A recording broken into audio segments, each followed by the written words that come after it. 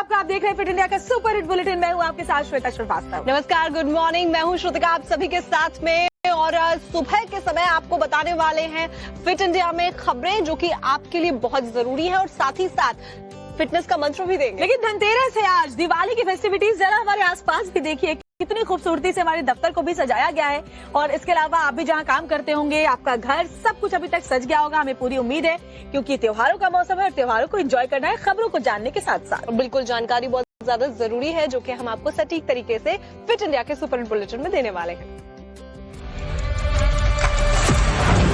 पर आपको देते हैं कि ब्रह्मोस की जो पहली खेप है आज लखनऊ से रवाना होने वाली रक्षा मंत्री राजनाथ सिंह की तरफ से हरी झंडी दिखाई जाएगी। तो ऑपरेशन सिंदूर में पाकिस्तान को धूल चटाने वाली ब्रह्मोस मिसाइल से जुड़ी हुई जो बड़ी खबर है वो आपको बता रहे हैं। हर भारतवासी को गर्व से भर देने वाला एक और क्षण हमारे डिफेंस सेक्टर के लिए, एक बहुत ही बड़ी कामयाबी, जहां लखनऊ से ब्रह्मोस की पहली खेप आज रवाना होगी। तो आपको बता दें कि दोनों नेता मिसाइलों की पहली खेप को रवाना करने वाले हैं, जिसमें सीएम योगी आदित्यनाथ और रक्षा मंत्री राजनाथ सिंह होने वाले हैं। लखनऊ के एरोस्पेस यूनिट में बनी है ब्रह्मोस। और साथ ही साथ आपको ये बता दें, ये वही ब्रह्मोस है जिसने पाकिस्तानियों को आधी रात के अंधकार में भी चमकता सूरज दिखा दिया था। ये यूनिट 11 मई 2025 को उद्घाटन के बाद से पूरी तरह ऑपरेशन में है। सफल परीक्षण के बाद मिसाइलें भारतीय सशस्त्र बलों के लिए तैनाती के लिए तैयार की जाती हैं। Lucknow BrahMos unit UP defence corridor की पहली ऐसी सुविधा है जहां मिसाइल सिस्टम के निर्माण से लेकर टेस्टिंग तक सब पूरी होती है। दिवाली करीब है श्रुतिका, हर तरफ तैयारियां हो रही हैं और ऐसे में रामनगरी अयोध्या इससे अछूती कैसे रह सकती है। अब बिल्कुल रामनगरी अयोध्या सजकर तैयार है भगवान श्री राम के आगमन के लिए। और इसी बीच में ये आपको बताते हैं कि तो सभी जानते हैं कि दिवाली से भगवान राम में जब वो अयोध्या लौटे थे तो सभी ने दिवाली मनाई थी। तो ऐसे में इस बार क्या रंग है वो भी दिखाने वाले हैं। तो दीपोत्सव का रिकॉर्ड हर साल वहां पर बनता है और इस बार सीएम योगी ने अयोध्या में दीपोत्सव की कहानी बताई। सीएम ने बताया कैसे अयोध्या में दीपोत्सव की शुरुआत हुई। दिवाली मिलन को लेकर पुरानी सरकारों को उन्होंने घेरा भी। उस समय के प्रमुख सचिव शिवनीश अवस्थी से कहा, मैंने कहा एक बार मालूम करो अयोध्या में दीपावली में क्या होता है, लेकिन चुपचाप आप लोग जाइए, किसी को बताइए मत। तो अवस्थी जी और संजीव सिंह जी ये दोनों लोग अयोध्या गए। इन्होंने देखा तो कुछ भी कार्यक्रम नहीं होता था। यानी दीपावली जिस अयोध्या से प्रारंभ हुई उस अयोध्या में दीपावली के अवसर पर अंधेरा रहता था, यानी दिया तले अंधेरा। और आप देखते होंगे अब अयोध्या का दीपोत्सव का कार्यक्रम एक आयोजन बन गया है।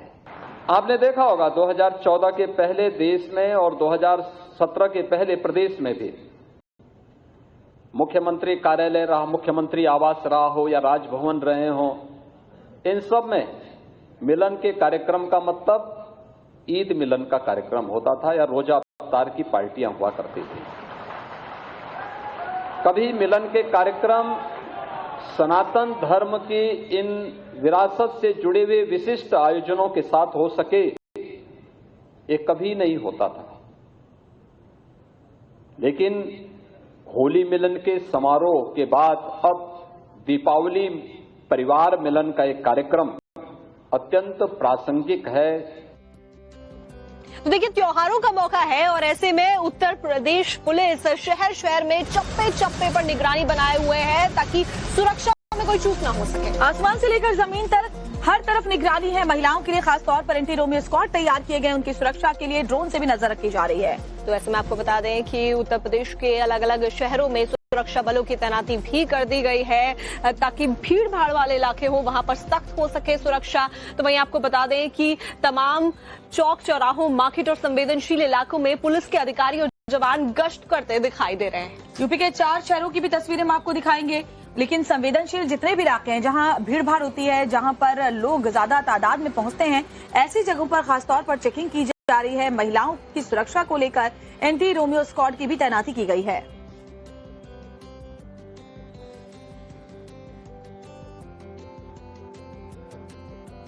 तो अमरोहा हो, सीतापुर हो, बरेली हो, हर जगह या हमीरपुर, हर जगह पुलिस के तमाम आला अधिकारी फ्लैग मार्च करते हुए नजर आए।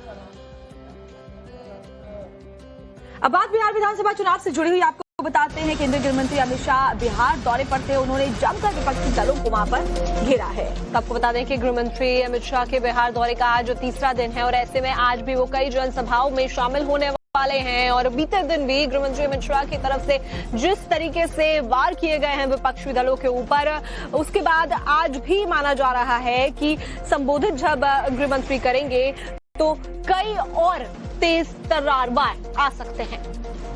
तो केंद्रीय गृह मंत्री ने पार्टी कार्यकर्ताओं को संबोधित किया, साथ ही हर घर में सरकारी नौकरी के वादे को लेकर तेजस्वी यादव को घेरा भी। उन्होंने कहा कि जंगल राज अब बिहार को छू नहीं पाएगा। साथ ही घुसपैठिया बचाओ यात्रा के बहाने कांग्रेस को भी उन्होंने निशाने पर लिया। घुसपैठिया बचाओ अभियान लेकर राहुल जी निकले हैं। मुझे पूरा सदन बताया जरा बड़े आवाज से, बिहार की मतदाता सूची में बांग्लादेशी घुसपैठियों का नाम होना चाहिए क्या? किस प्रकार की वाहियात दलीलें करते हैं और बिहार मान जाएगा? हम चुनाव आयोग की पहल का समर्थन करते हैं।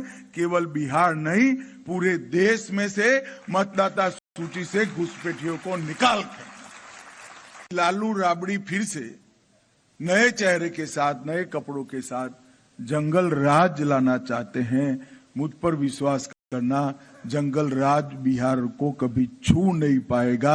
इसकी व्यवस्था एनडीए सरकार।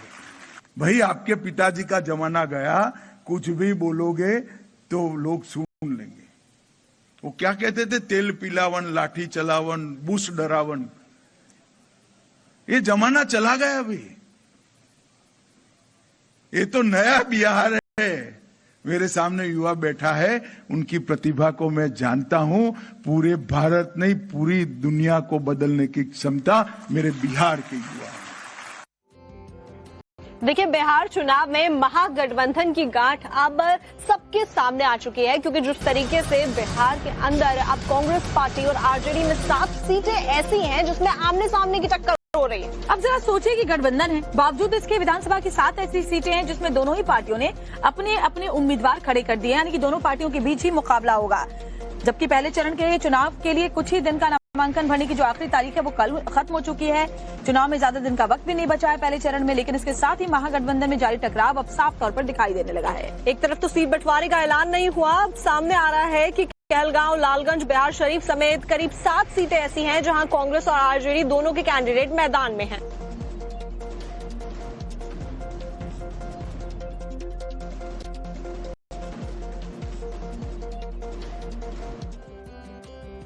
और अब एक बड़ी खबर भगोड़े कारोबारी मेहुल चौकसी से जुड़ी हुई, जिसे भारत लाने का रास्ता साफ। अब आपको खबर बताते हैं ग्वालियर से, जहां पर एक अस्पताल के अंदर एंटीबायोटिक के अंदर कीड़े मिलने से हड़कंप मच गया है। अब 306 बोतलों को जब्त किया गया है, उन्हें लैब टेस्टिंग के लिए भेज दिया गया है।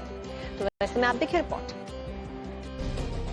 मध्य प्रदेश के छिंदवाड़ा में कफ सिरप से हुई बच्चों की मौत का जख्म अभी भी ताजा है। बावजूद इसके ग्वालियर जिला अस्पताल में ओरल सिरप में कीड़े मिलने की शिकायत से पूरे स्वास्थ्य विभाग में हड़कंप मच गया है। हालांकि जांच करने पहुंचे ड्रग इंस्पेक्टर अनुभूति शर्मा का कहना है कि सैंपल को कलेक्ट करके जांच के लिए भेज दिया गया है। फिजिकल वेरिफिकेशन में कीड़े नहीं मिले हैं, लेकिन शिकायत को नजरअंदाज नहीं किया जा सकता।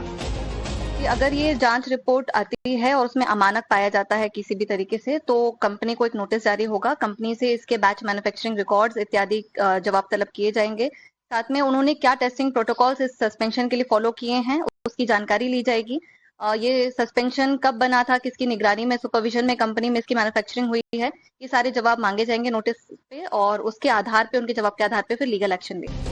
मामला ग्वालियर के मुरार जिला अस्पताल के अधीन संचालित होने वाले प्रसूति गृह अस्पताल का है। बताया गया कि ओपीडी में एक महिला अपने बीमार बच्चे को दिखाने के लिए लाई थी। चेकअप के बाद डॉक्टर ने एजिथ्रोमाइसिन एंटीबायोटिक सिरप दवा वितरण केंद्र से लेने के लिए निर्देश दिया था, लेकिन जब उसने सिरप को खोलकर देखा तो उसमें काले रंग के कीड़े की तरह दिखने वाला कोई एलिमेंट दिखाई दिया, जिसकी शिकायत महिला ने सिविल सर्जन से की। सिरप में कीड़े निकलने की शिकायत मिलते ही जांच के लिए ड्रग डिपार्टमेंट को निर्देश दिया गया। वहीं ड्रग डिपार्टमेंट की टीम ने प्रारंभिक पड़ताल के बाद एंटीबायोटिक एजिथ्रोमाइसिन सिरप के वितरण पर रोक लगा दी है और सिरप के सैंपल लेकर जांच के लिए भोपाल भेज दिए गए हैं। ड्रग इंस्पेक्टर के मुताबिक अगर सैंपलों की जांच में अमानक तत्व पाए जाते हैं तो कंपनी पर वैधानिक कार्रवाई की जाएगी। रिश्वत कांड की बात बताते हैं, जहां NSUI को मौका मिल गया है कि वो ABVP के ऊपर हमलावर हो सके। दरअसल डूसू की संयुक्त सचिव ने एक प्रोफेसर को थप्पड़ मारा था, जिसके बाद ये पूरा बवाल गर्मा गया। देखिए पूरी खबर। दिल्ली यूनिवर्सिटी के एक प्रोफेसर को थप्पड़ मारने का मामला सामने आया है, जहां अंबेडकर कॉलेज के प्रोफेसर सुजीत सिंह को डूसू की संयुक्त सचिव दीपिका झा ने सबके सामने एक बैठक के दौरान थप्पड़ मार दिया, जिसका CCTV वीडियो अब सोशल मीडिया पर वायरल हो रहा है, जिसमें साफ देखा जा सकता है कि प्रोफेसर सुजीत सिंह और दीपिका झा एक ही सोफे पर बैठे हैं और किसी बात को लेकर माहौल गर्म है। वहां कुछ पुलिस वाले भी खड़े होते हैं, लेकिन बहस अचानक इतनी बढ़ जाती है कि दीपिका झा अचानक से प्रोफेसर को थप्पड़ मार देती हैं। हालांकि तभी वहां मौजूद लोग और एक महिला पुलिसकर्मी दीपिका को पकड़कर प्रोफेसर से दूर कर देते हैं, लेकिन वहां का गर्म माहौल तस्वीरों से साफ समझा जा सकता है। प्रोफेसर सुजीत सिंह ने मामले की शिकायत पुलिस से की है। चाणक्य का याद है, जब धनानंद गलत कर रहा था तो पूरे नंद वंश का विनाश करके उसने चंद्रगुप्त को बैठाया था। हम हैं सृजनकर्ता चंद्रगुप्त के, छोड़ेंगे नहीं, लॉजिकल कंक्लूजन तक लेके जाएंगे। मैं बता रहा हूं आपके माध्यम से, छोड़ूंगा नहीं। सर कैसे होगा लॉजिकल कंक्लूजन? पुलिस सर, वहां पर पुलिस भी मौजूद थी जब ये पूरा इंसिडेंट हुआ। लॉन्च करेंगे, कॉलेज लॉन्च करेगा complain, and she will be behind the bar because she have crossed all the limit after slapping a Delhi university faculty. वहीं ABVP की नेता की इस हरकत ने NSUI को भी खुलकर सियासत करने का मौका दे दिया है। NSUI ने सोशल मीडिया एक्स पर लिखा कि ABVP की गुंडागर्दी अपने चरम पर है। DU के BR अम्बेडकर कॉलेज में डूसू ज्वाइंट सेक्रेटरी दीपिका ने प्रिंसिपल रूम में प्रोफेसर को थप्पड़ मारा। ये सब दिल्ली पुलिस की मौजूदगी में हुआ। CCTV में सब साफ दिख रहा है, फिर भी कार्रवाई नहीं। ABVP की गुंडागर्दी पर सख्त कार्रवाई हो।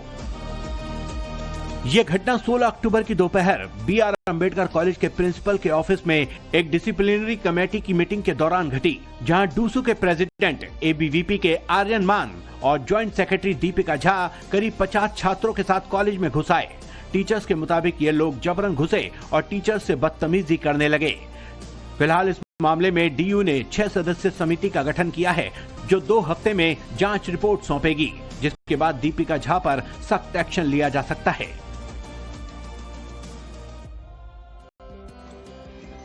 अब खबर ऋषिकेश से, जहां शराब की बोतलों से भरी हुई एक ट्रक पलट गया, जिसके बाद शराब की बोतलें जमीन पर बिखर गईं। और ऐसे में पुलिस चूंकि समय पर पहुंच गई थी, तो ऐसे में शराब को लूट तो लोग नहीं पाए, लेकिन उसके बाद क्या हुआ, देखिए रिपोर्ट।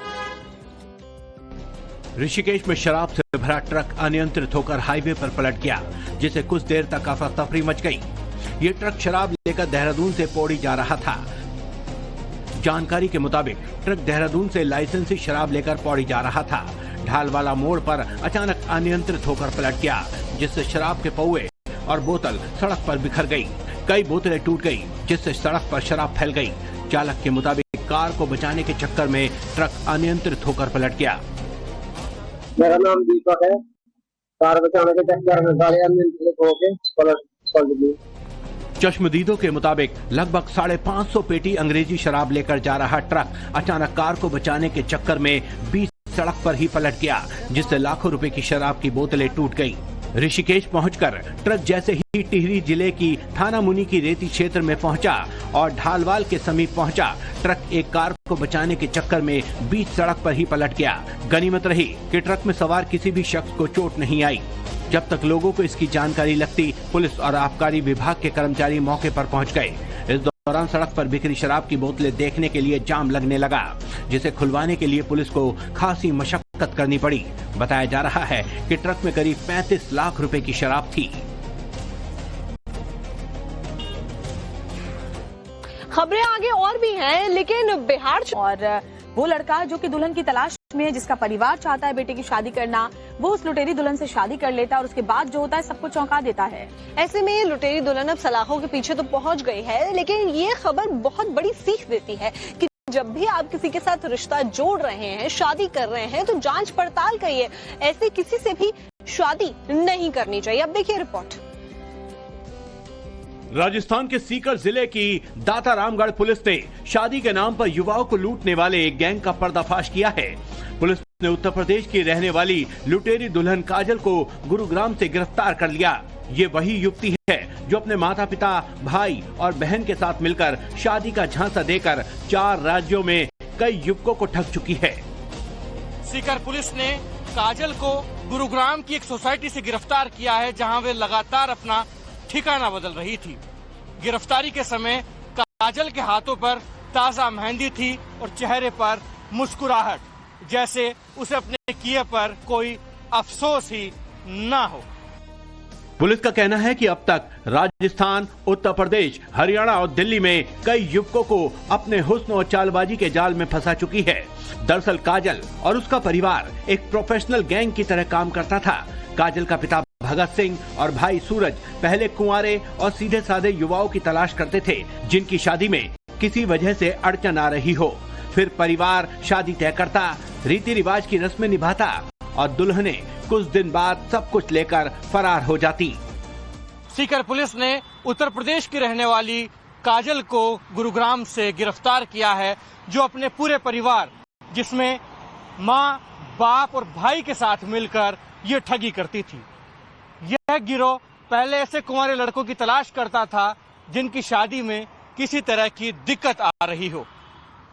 फिर शादी तय होती, रीति रिवाजों से रस्में निभाई जाती और कुछ ही दिनों में दुल्हन नकदी, गहने और कीमती सामान लेकर फरार हो जाती थी।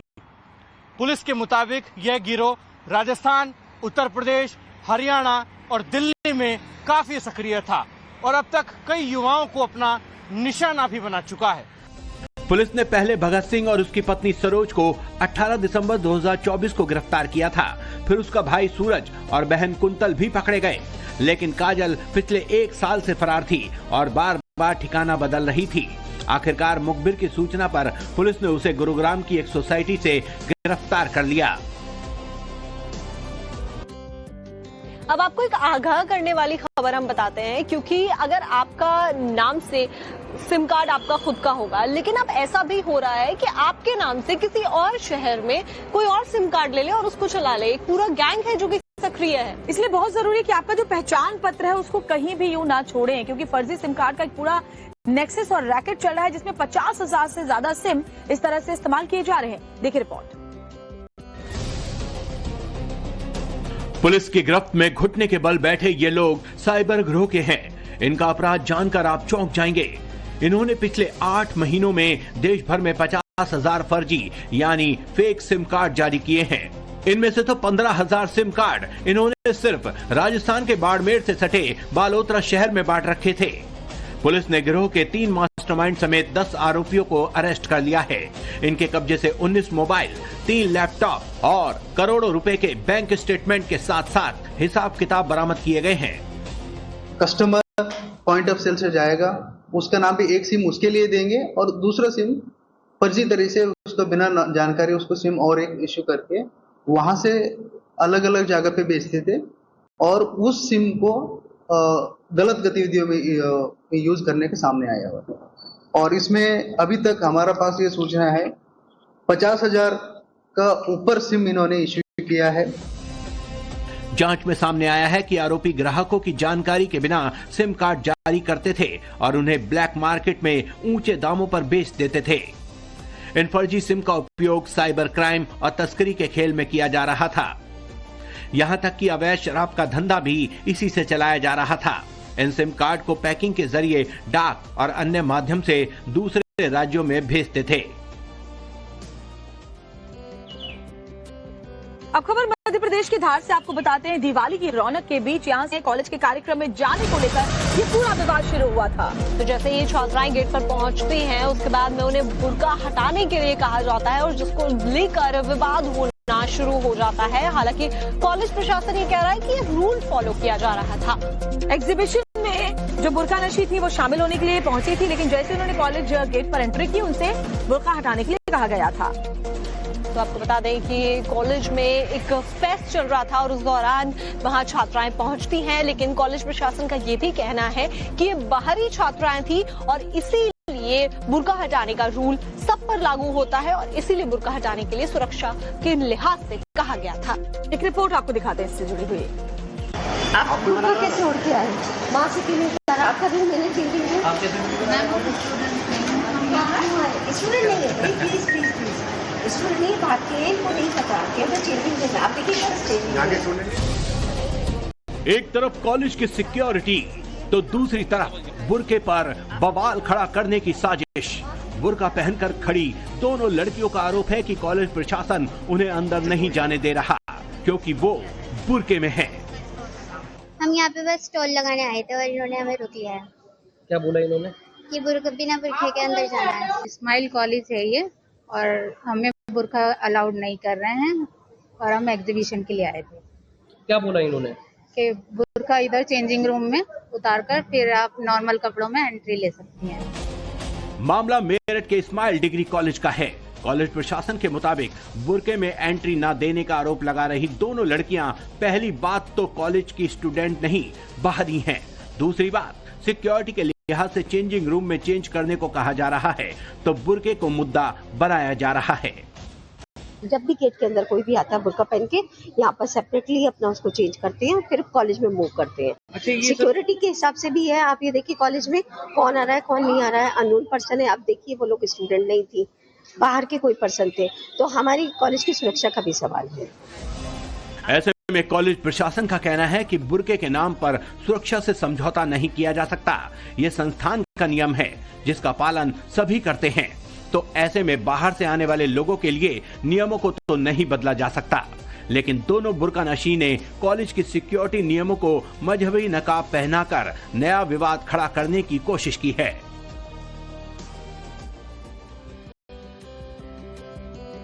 मां ने लगाई फटकार, फिर क्या हुआ? इसके अलावा रील ने पुलिस महकमे में कैसे मचाया हड़कंप। सिर पर रेड करने पहुंची तो कैश, सोना, चांदी, लग्जरी, घड़ियां, इतना कुछ मिला कि जानकर आपके होश फाख्ता हो जाएंगे। तो जानकारी ये भी मिली है कि डीआईजी भुल्लर के घर में से सोने, चांदी और कई करोड़ रुपए मिले हैं और गिनती भी जारी है। तो ऐसे में आप देखिए रिपोर्ट।